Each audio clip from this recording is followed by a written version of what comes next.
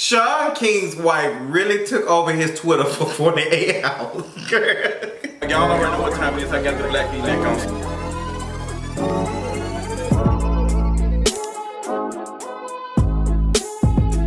What is going on, y'all? Happy Tuesday, girl. What is going on? Let me get my composure together. Y'all, what is going on? Welcome to another Kingeries TV video, y'all.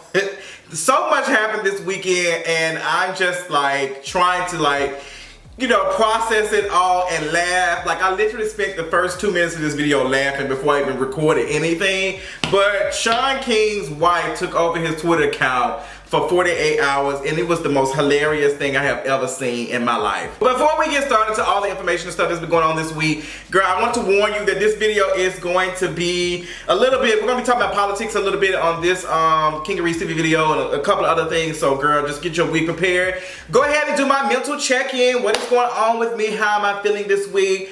This weekend I was trying to take time to myself and just not focus on the things that was going on. I told you all the last week and a half have been a lot with the Lil Nas X conversation and then the Malik Yoba thing and then this and that. So I just kind of took a break from all of the stuff that was going on, and I thought that that was going to recharge me, but it didn't, because I had some other stuff that kind of just made me feel some type of way. So right now, with the space I am in now, I'm dealing with a lot of insecurities, and I'm sure that we all deal with some insecurities every once in a while, but it is a lot. I know some people get tired of me talking about being a fat black gay man, but I am starting to realize that the world is very fat phobic, and I think the more that I see that the world is fat phobic and how much it hates people that look like me, I think it's just really taking a toll on me, to even to the point when I look in the mirror, I'm just not happy sometimes. I read a comment probably a week or so ago, and someone told me that I should shave my face and I should do this and that, and it's interesting because this is how the hair on my face grows. And no matter how many times I comb it, brush it, condition it, or whatever, my hair just grows like this. That's why it did not take long for my hair to lock, because my hair is very thick. And I feel like not only am I dealing with the fat phobia, I'm also dealing with the anti-blackness when people look at me. People do not like hair texture like this. People don't like hair texture like this. And it also looks kind of bad. Like, fat folks can't be on camera looking any type of way. I can't go unshaved and look like I'm disgusting and all that. It's the same way we look at fat people eating, or fat people doing anything. It's like, oh my gosh. But we have no problem with watching a slim or a gym body person eat McDonald's or Burger King or anything and nothing be said about their health. So that's how I'm dealing right now. So I'm probably, after this, I'm gonna take me a little break this week. So y'all be just keeping me in your spirits. But this week, girl, it's a lot. And I think this happens every once in a while, but it's just I just get tired of the opinions of people sometimes, and just recognizing that I need to separate myself and take time to myself. That's what I'm going to be working on this week. And I also still be probably producing some content, but just letting you all know that, girl, this is how I'm feeling, and I'm being truly and I'm being honest with you all. And I also want people to notice, even though I am going to still be funny throughout this video, it does not mean that I am still not going through things. I think we need to see that when we're talking about people, because some folks think that depression looks all the same, and it doesn't. So pay attention. So let's go get into it, girl. Kanye West came to Atlanta, Georgia. He went to New Birth, the church or whatever. That's the church that was being ran by Bishop Eddie Long. Girl, they got somebody else running it now. They said still trash. But Kanye West got on stage. He performed. He's been doing these little things on the Sunday. We have a church, and he be having music and stuff and remixing songs and all that. And praise is what I do. Girl, I don't know if he performed that, but it's interesting in seeing how Kanye West is slowly but surely making his way back to the black community, and through music. And I want us to pay attention, because so often these artists recognize that they can still get back into our spaces, even though they have said trash stuff about us, have done some trash things, and all they got to do is give us something to make us feel good, which is music. A person who did that, R. Kelly, when R. Kelly was going through all of this stuff, as you've seen the surviving R. Kelly, he had music. I believe I can fly. It's just a person that is creating this good music cannot be bad. They can't be a bad person. So that's the conversation. Pay attention to it. Look how people are looking at Kanye West, because it's like all the stuff that he did really does not matter because he's still out here, still talented. And we need to understand, just because a person might be seeming like they're good or talented does not mean they have a good moral compass. And I think that's the disconnect that we have when we're looking at folks looking like, oh, you cannot be blessed with this and be being bad. And that's just not how the energy works. Because look at all these rich white folks out here destroying the planet, destroying us, and keeping their boots on our neck, and still have shelter, food, and can feed their families. Pay attention. So we had a lot of celebrities here this weekend. I think Travis Scott performed. He had some folks here. I didn't even know it. And girl, I had went to Burger King. Let me tell you something. I went to Burger King on Northside Drive, and they did not have burgers for me. This is the second time I have went Burger King on Northside Drive. Y'all are pissing me off. This is the second time that I have went to your location and I wanted a double Whopper with cheese, okay? I wanted a double Whopper. Oh, you know what? I honestly want some Five Guys there. I want a burger. I have a taste for a burger. I don't care how people look at it. Like, I just want a burger. And girl, like I went to like Burger King Friday. They didn't have anything but fried food. Then I went again Sunday, and y'all didn't have no, like, girl, I'm about to tear the thing up.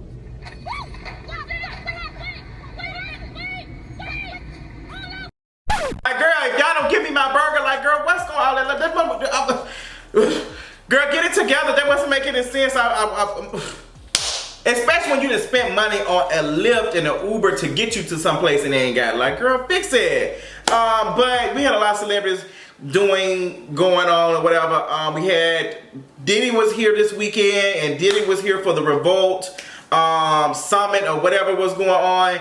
And he had a panel discussion with, who was there? You had Killer Mike, you had T.I., you had Candace Owens and some other person, I don't even remember, but you had a couple of black folks on the stage and just talking about issues or whatever. And I don't think it was I don't think that it did anything for the culture, period. I think it was a waste of time. I feel like you all gave space, a platform to Candace Owens, who does not need to be. I know we all, oh yeah, they ate Candace Owens up. Sometimes it's not that. Sometimes it's not that. Like, it might feel good, but is it actually doing good? Is it doing good to have Candace Owens in a space with all these folks and giving her the ability to speak to some folks? Because everybody ain't gonna disagree with Candace Owens. Some folks might say, you know what, she might got a point. Like, that happens. So why are we giving Candace Owens like space to be able to say that? Like, why are we doing that? And also, people are hyping T.I. up for the things that he said to Candace Owens. I agree with him asking the question, like, when was there a great period that you want us to ride to? And she couldn't answer it. But I think that going in on Candace Owens is, it's the low-hanging fruit. And it's so easy for y'all to go in on all y'all men jumping on her and doing all that. And I'm not taking up for Candace Owens at all. But it just did not seem, it didn't make me feel good, because I know how T.I. and a lot of those men are, how they speak to women in general. So if it's a woman that does not agree with them at all, look how he's treating them. I know T.I. is not out here interested necessarily in protecting black women like that. I honestly don't believe that. You can see that with how Young Ma was treated and how they allowed that to go on, and how they treated Nipsey Hussle's girlfriend, fiance, whatever she is this week, just as like a commodity, like as something that Nipsey Hussle owned even in his death. It just didn't make me feel good. It didn't make me feel good. That's low hanging fruit. Like, Candace Owens is trash. We know that. It's the same them two weavable sisters who be talking about Donald Trump and all that. Like, girl, we know that these folks ain't got it. But at this point, they're doing it for attention. And to cut them out is to cut their air. Don't talk about them, period. And like, girl, I'm not going to be giving no space to Candace Owens for us to disagree. But the reason why y'all doing it is because it's clicks and views and it's getting attention.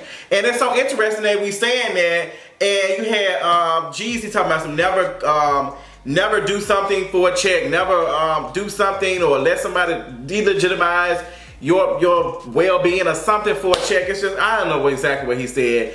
But girl, them folks do that shit all the time, especially Diddy. Like, girl, go sit down. Like, no ma'am, no ma'am. But everybody was shouting and celebrating that.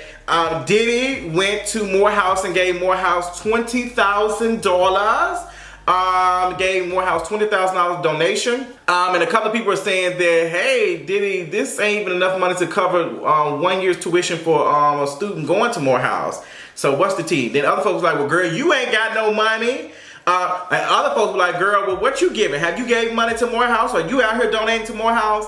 And it's just like, girl, I can understand what the folks saying, like, since I ain't worth no $500 million. Like, I understand what you're saying, but I'm not worth no $500 million to be out here giving no $20,000 out my pocket like that. But like Diddy, $20,000, and then he went to the strip club with Lori Harvey and Justin Combs, and they dropped a couple of stacks at the strip club.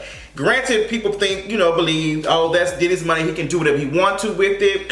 You can't tell him how to spend his money, That's another conversation I'm not going to get into, because when we get into billionaires and capitalism and all that, some people feel some type of way about that conversation. But I want to let you all know, because as I move on to the next conversation, that rich folks are literally destroying this planet. They are killing us. I need for folks to understand that. Like, these folks are out here, holding on to all this wealth, all this money, all of this stuff, and we are out here suffering. We are out here suffering, and I'm gonna get into that. That's why I'm just like, I'm not interested in no black billionaire, no brown billionaire, no white billionaire. I'm not interested in any of them, period. And I remember growing up that I wanted to be, I want to be a billionaire. I want to be this and that. Like, I'm gonna make some money. But I'm seeing how billionaires amass so much wealth. And it's not good for the community. It's just not. So the $20,000, I mean, girl, like, Diddy can write that off on his taxes or whatever. But it is interesting seeing folks like Diddy have this much money, who talk about it, rap about it a lot, have it so much talk about it all the time, and we always see it. And you donate a little $20,000, like, god damn, it's just.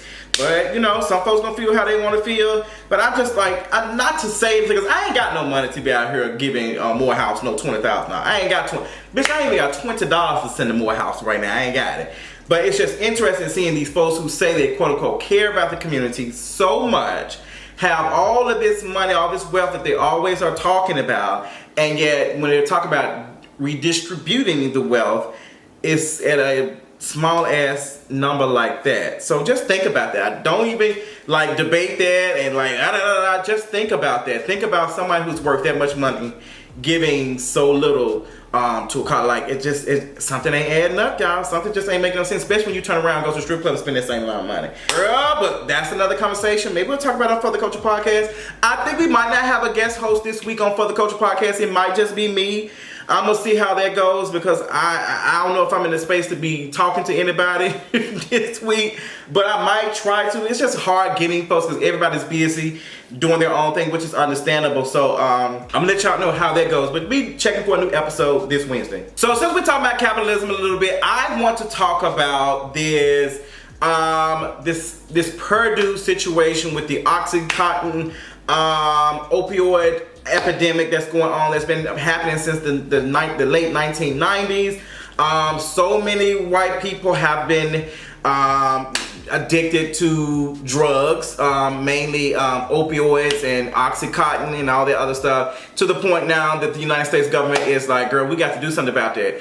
And it's interesting to see that because the United States government did not take the same action when black and brown folks were experiencing the crack epidemic, which caused a lot of issues currently. Like, even though crack is not as bad as it was several years ago, the United States government responding to it was not nowhere near what it is during this opioid situation. And what you have is basically people, going to get medication for their pain or whatever, and in the process they're becoming addicted, and they can't get anymore, so they rely on getting other drugs, and harsher drugs and stuff. So now it's getting 200-something thousand people have died so far, and it's like you got President Trump trying to step in and do things, but it's just interesting seeing when it's a white folks like, oh my gosh, we gotta do something, versus when it's black and brown people are saying, well girl, y'all need to get it yourself, y'all need to fix it because we ain't got nothing to do, that's y'all issue. So we have Purdue Pharma. It's a big pharmaceutical company. I think it's worth like a couple of $1 billion, and as I was doing research, we were seeing that this company was actively out here having sales reps go to doctors and push drug medication, push them like, hey, like this is some pain medication that we have, like sell it to them and this and that, like get your patients on it, and the people were being rewarded for selling drugs. Like this is the same. It's so funny because you have white people sitting here go hard and say so many negative things about like drug dealers, like black drug dealers, like the Mexican cartels, when you have pharmaceutical companies doing the exact same thing. That shit is hilarious to me. So now you have this New York Attorney General who has exposed the Sackler family, who are the founders of Purdue Pharma. This family is worth a couple of billions dollars. I mean, they worth some billions, okay? And you have this settlement where this judge has said, girl, I'm gonna hold y'all accountable. Like, y'all are responsible for this opioid epidemic, and I'm gonna rule in these folks' favor. Like, y'all gonna have to pay these folks back. It's a lot. It's a lot going on, and now you have Purdue filing Chapter 11 bankruptcy to protect their assets, to protect themselves, and to keep from spending money on this. Like, they rather just settle in, like, let's just settle for a smaller amount so we can continue doing what we doing, but y'all can get a little something, because the money that we spending going to court and doing all that, we gonna spend that money doing it. So like, it's just interesting seeing how capitalism works, because greed is capitalism. That's all it is. Like, these folks were out here pushing this drug on folks, and people were becoming addicted, and they said that this drug was not addictive, that it did not have the same addictive side effects as other drugs and stuff. But at the same time, it was. And they were making money to the point that folks were writing scripts, like writing scripts and stealing doctors' prescription pads and writing. I used to work at Walgreens, and I saw this back in I can't remember when I started working for Walgreens. I think it was like 2013, I want to say 2014-ish. 2014, and I saw people were coming in getting all these like drugs and stuff, and you can kind of tell that like it was an addiction for some people, like that they just could not stop. And even when I went to work at a bigger Walgreens and saw white people out here, insurance out here paying for Oxycontin, fentanyl, like white folks were getting like the high class drugs and were paying cash money for it.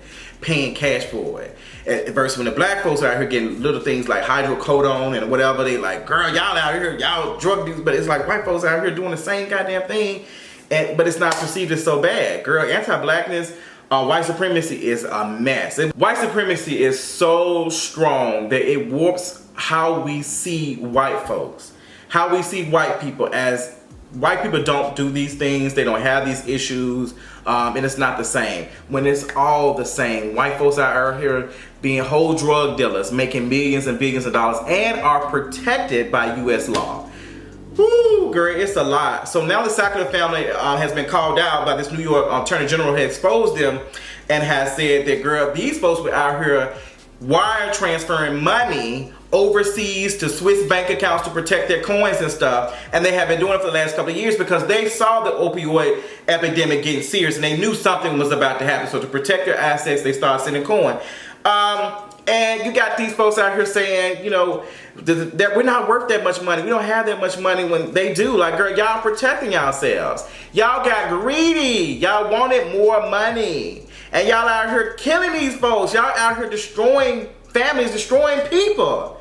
So somebody can be worth $2-3 billion. I can't take it. I can't take it. So I've been doing a lot of research and looking up on that. You can check out the article on the Washington Post. New York Attorney General exposed $1 billion in transfers by the Sackler family.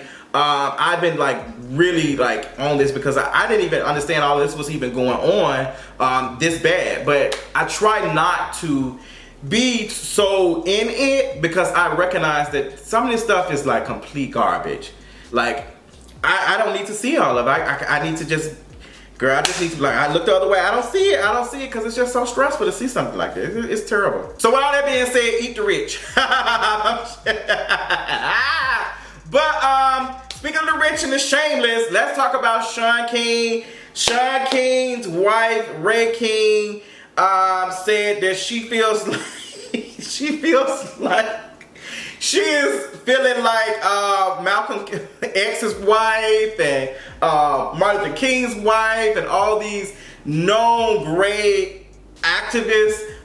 She knows how it feels, like the stressful to see folks like coming at her and her family. Y'all know Shaun King went to the Diamond Ball this Friday, and you know Rihanna presented him an award.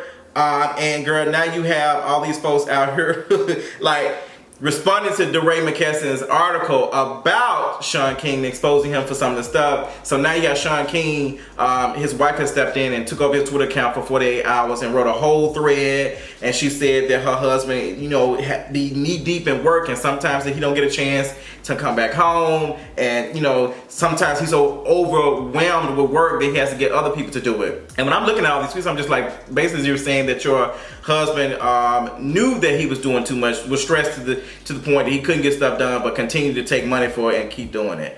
There's something about that just does not sound right at all to me. It don't sound right to me. And I just thought it was just like, Ray, you are saying that you don't normally, you don't get into this because you want your you know all the negative stuff and all the other stuff, but at the same time, girl, it's like every other month, like every 8 months or 6 months, you're writing or saying something to take up for your man, which I understand. But your man is being critiqued by folks who work in the same setting, who do the same stuff. So I'm not sure if all these folks are just hating or want a piece of access or something. It seems like they're just probably just holding your husband accountable. That's what I'm seeing. You had all this conversation during the Diamond Ball and all these pictures and stuff, but no one had a chance to ask Rihanna or interview Shaun King on the red carpet, or like nobody asked, hey, you got care to comment or say anything about this stuff that's going on with Shaun King? That's not mess. That's not mess. It's being asked. You were nominating this man, you presented this man with an award for something he's done in the community, and people are saying that he has taken money, so you need to respond to it. It's not mess, it's not drama, it is the truth. It's what's going on. Like, and I think every person on that red carpet could have asked Rihanna that. But we, you know how we look at, oh mess, we got crabs in a bucket. Ooh, girl, I can't. So, girl, all I saw from that is that journalists were scared to ask that question because they do want a piece of access. They do want to be in those settings and stuff. Like, some folks don't want to call people out because they're scared they're going to lose that. And that's why you need to get more independent journalists instead of these big folks who are out here like making money off of being like seen and being in these spaces. It's not doing us none of us no good. But let me know how y'all feel about that. I have not read Shaun King's 38-minute article responding to all of the things and stuff. I just ain't had the time because, girl, that's just too much stress. Maybe sometime this week I will get a chance to read it, but y'all check it out. If you read it, tell me what your thoughts of Shaun King and DeRay McKesson. I think both of them, honestly, are about the same if you want to be technical, if you want to be honest about it. But with that being said, I know this video is long, but I just wanted to get into some of the things that were going on and were heavy. I haven't even got to the Joe Biden situation where his teeth almost falling out. I think that is a little bit ageist to make jokes about Joe Biden teeth and stuff. Like, I'm not trying to do all that, but I do agree with some people who were saying that Joe Biden does not seem like he's on his A game. He's not remembering stuff, and it's just like, girl, you're running for the most highest office in the land, and it's just like, sis, we're not trying to be ageist, but it just seems like that your health is not up to par.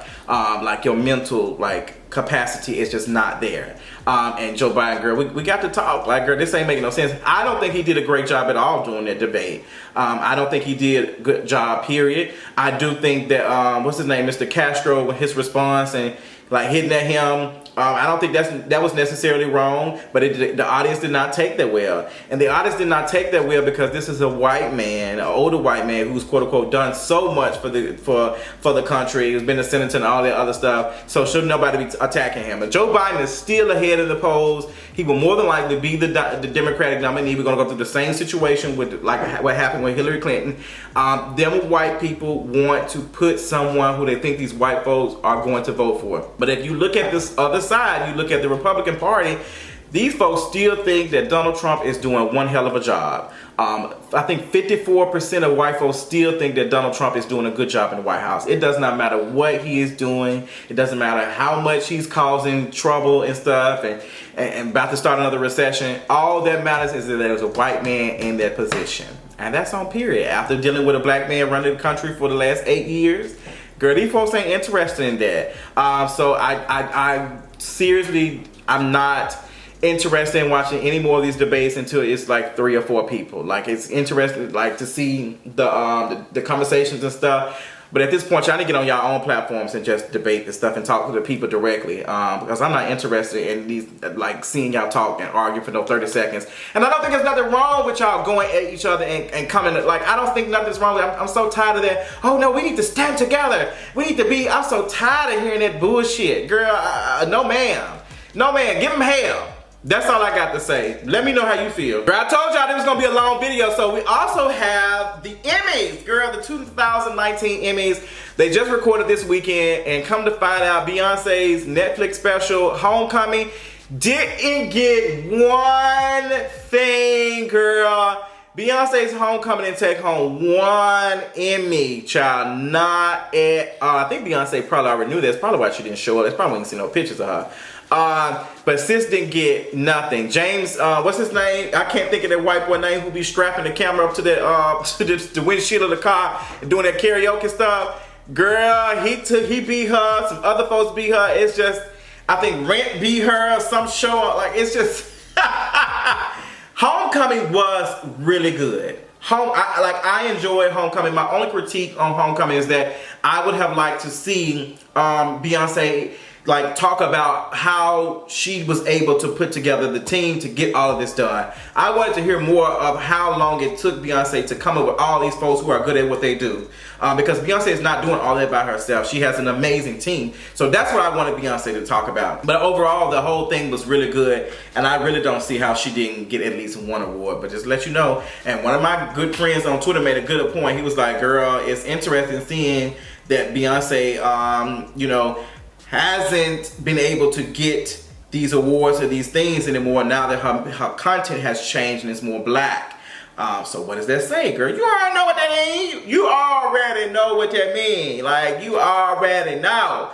The white folks ain't interested in that. They just not. They just not. But girl, it is what it is. Giselle. Speaking of Beyonce, let's talk about Giselle, who has no affiliation with Beyonce. Giselle knows Carter. But Giselle off of Real Housewives of Potomac, her and Bryant apparently have been dating again. You know her husband, who's the famous pastor, Pastor Bryant.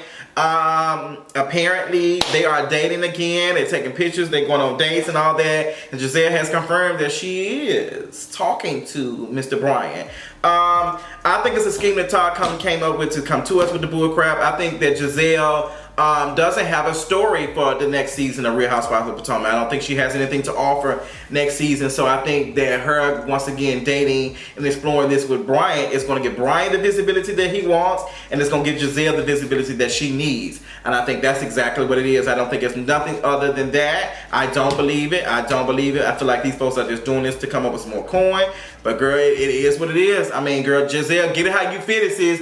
Make that money. Don't let it make you, sis. But with that being said, I'm not gonna hold y'all too long because I'm gonna hold y'all for 30 minutes probably. I love y'all so much. Thank you for even watching this long ass video. Tell me how you thought about everything that I talked about, honey, in detail in the comment section. I love y'all so much. I want to give y'all a cute video because I might not do one Thursday, girl. I'm gonna take a break. But I love y'all so much. Thank you for supporting me so much. And that's Justin, Australian out. Bye.